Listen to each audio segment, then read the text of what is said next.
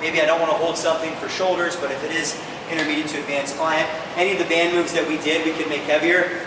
Could be a band rotation, could be a band tick-tock. I like the band tick-tock here because the other two exercises are already anti-rotation. So I don't feel like I need to go into more rotation, but if you want to get a little bit of obliques, frontal plane core.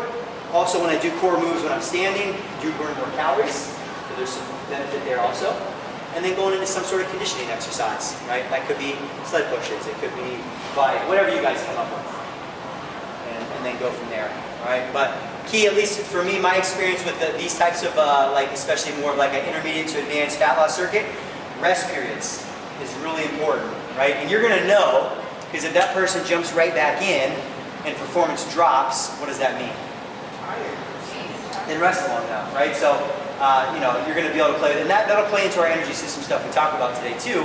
But I think it's easy to get into like just rolling through, but we want relative intensity in there. We want them lifting heavy for the most part, or heavy-ish for the rep ranges we got. So something like this, probably 60 to 90 seconds, and that's easy progression as well. Even if I kept the same quadplex in our workouts for the next 4 weeks, but this week it's 90 seconds, we chop it down to 60 seconds, 45, add another round. Instead of 3 rounds, we do 4. Those are easy ways to progress without changing everything, if I really want someone to get better at it.